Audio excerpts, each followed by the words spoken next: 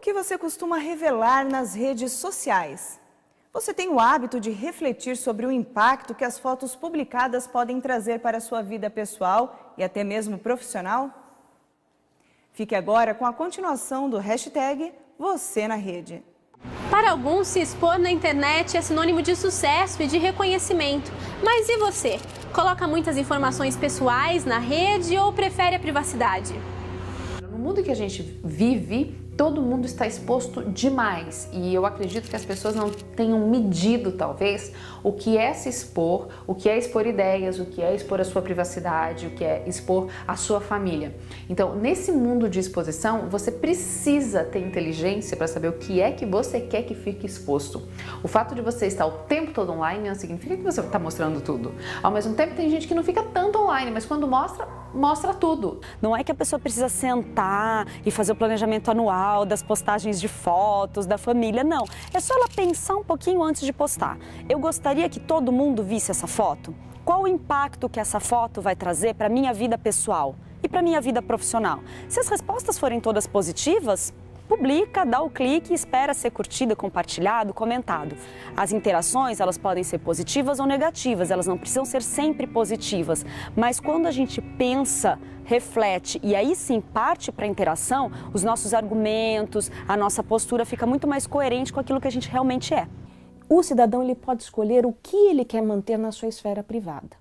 Mas o que nós vemos hoje em dia é uma inversão disso, porque as próprias pessoas, elas revelam muito de si mesmas. Elas revelam seus hábitos, sua rotina, revelam fotos às vezes mais íntimas com partes do seu corpo e colocam isso na internet. E uma vez na internet, isso pode reverberar, ou seja, se multiplicar, se espalhar de uma forma absolutamente descontrolada. Aquele que colocou o conteúdo dificilmente depois vai conseguir retirar aquilo do ar. É possível estar presente nas redes de maneira discreta. Algumas pessoas decidem selecionar bem o que será postado. A Mônica é empresária, mãe de 2 filhos e usa as redes sociais, mas protege muito a vida pessoal e a família. Eu utilizo redes sociais, eu tenho Facebook, tenho Instagram, tenho Snapchat, vejo agora esses vídeos dos youtubers, todos, assim, os que estão lançando as coisas. Mas hoje eu tenho uma certa restrição, assim, né? Eu não costumo me expor com muita frequência. Mas, às vezes, eu mostro algum fato, alguma coisa que eu acho importante, ou um assunto que eu acho importante. Mas eu não me exponho, não exponho a minha família, não exponho muito fotos pessoais. Ela nos conta que algumas situações incomodam, como, por exemplo, informações pessoais postadas sem autorização. Ela prefere deixar as fotografias em casa. Então, quando nasceu meu filho, a gente teve um problema até, porque eu ainda estava me recuperando do parto e as pessoas já tinham postado a criança nas redes sociais. E era um recém-nascido, não perguntaram para a mãe nem para o pai, né? Eu e meu marido não fomos indagados se aquela imagem podia ser divulgada, né? Então eu ainda estava voltando do pós-operatório, na anestesia e tudo, e meu marido já estava falando, não, olha, não quero que poste, não, é meu filho, vocês têm que nos dar essa privacidade. É uma coisa, um momento nosso, né, da nossa família estar ganhando mais um ente querido, uma criança, um ser amado. E a gente não queria compartilhar para pessoas que a gente às vezes nem conhecia, porque a pessoa que compartilhou não tem amigos em comum, mas tem outros amigos que a gente não conhece, que também nos preocupava. Quem é que vai ver essa foto? Thaís Orlovic traz notícias da nossa região no plantão da redação.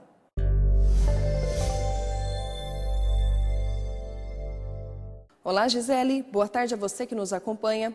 Para os 5.000 inscritos na Corrida Pinda, que acontece próximo dia 23, os kits serão entregues nos dias 20, 21 e 22 de julho no shopping da cidade, da 13h até as 8h da noite. Neste ano, esta edição está em um novo local, com largada e chegada no Parque da Cidade. A Feira de Tecnologia para a Indústria reúne expositores em São José dos Campos com inovações para o setor industrial. Acontecerá no Centro de Formação de Professores. O evento vai até a próxima sexta, dia 21, e as inscrições podem ser feitas ainda pela internet ou durante a feira. A entrada é gratuita no período das 14h até as 9h da noite. A expectativa da organização é receber 10.000 pessoas. Por enquanto são essas as notícias e já eu volto com as notícias nacionais.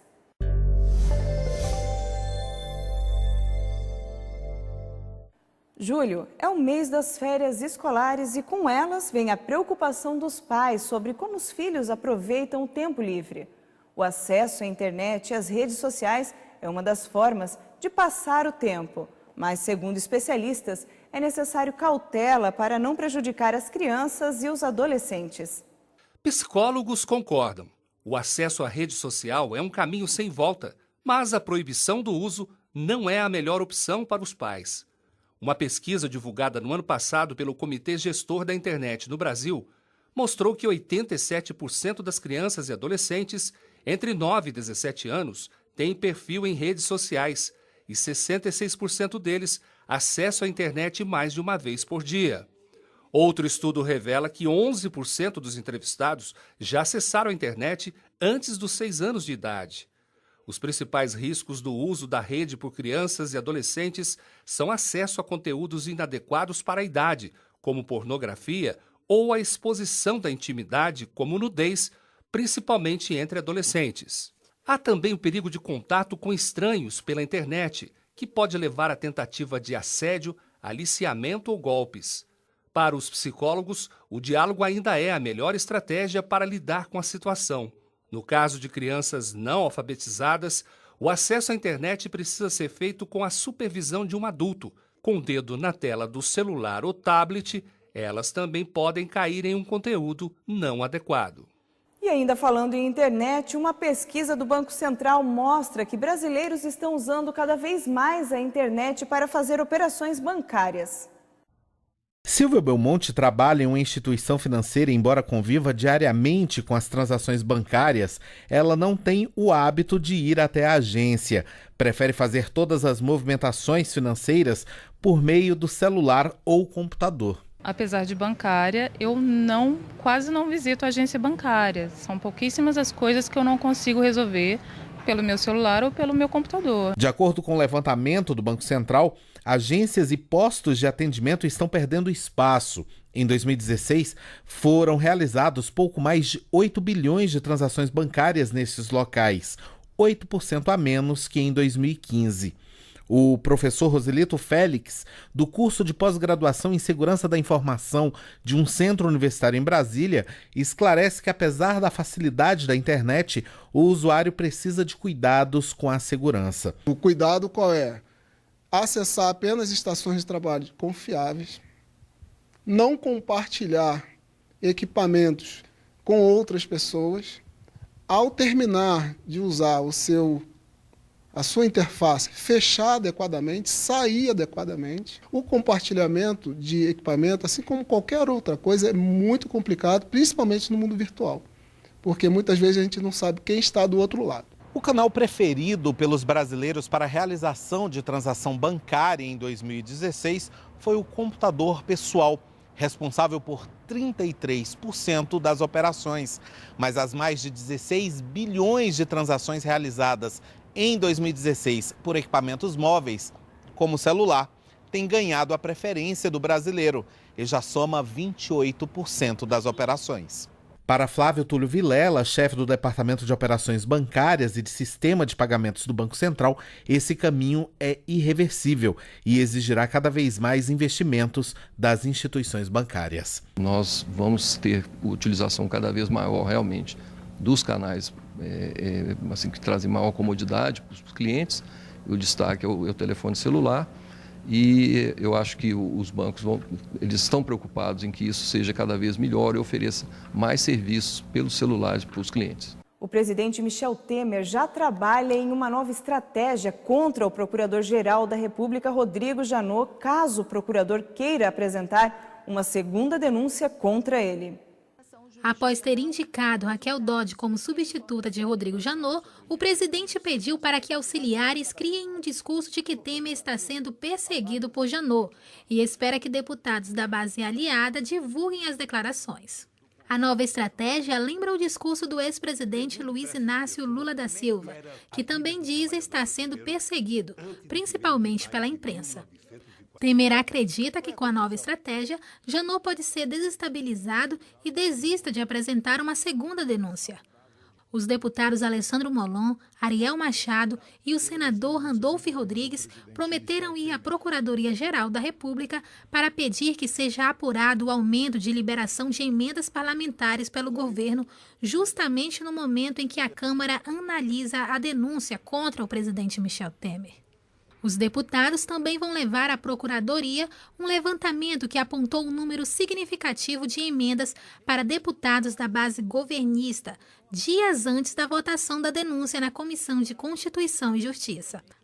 A denúncia contra Temer vai à votação no plenário da Casa e, segundo o mesmo levantamento, neste mês, pouco mais de 2 bilhões de reais em emendas foram liberados pelo governo a parlamentares. O deputado Alessandro Molon disse que, ao levar a denúncia à Procuradoria, o objetivo é impedir que Temer continue usando dinheiro público para obstruir a justiça e permanecer impune com a ajuda do Congresso. O que acontece fora da nossa região também é destaque aqui no Giro de Notícias. Ok, vamos às notícias. Uma revista científica internacional revela que 22 minutos de exercícios intensos por dia garantem uma aparência até 9 anos mais jovem. A pesquisa concluiu que esses exercícios permitem que novas células envelheçam bem mais lentamente. O segredo está nos exercícios de alta intensidade, como correr de 30 a 40 minutos, 5 dias por semana. Uma realidade imune à mudança. As mulheres continuam as principais responsáveis pelos cuidados com a casa, com as crianças e com os idosos. O trabalho doméstico não remunerado é a rotina para cerca de 40 milhões de mulheres no Brasil. São dedicadas 25 horas por semana ao trabalho doméstico, um pouco menos que as 27 horas gastas em 2002. Esse tipo de trabalho, de acordo com a Organização das Nações Unidas, representa 10% do PIB brasileiro para a economia do país. Frutas e hortaliças ficaram mais baratas em junho em comparação com o mês de maio. De acordo com o boletim de hortigranjeiros das Ceasas, a banana prata, maçã Fuji e laranja influenciaram no recuo nos preços devido à boa produção da safra 2017 e 2018. Já o mamão e a melancia ficaram mais caros devido às baixas temperaturas e à entre-safra. Em 2017, as condições de clima e de produção foram favoráveis aos produtores e eles conseguiram ofertar mais produtos, tanto frutas quanto hortaliças.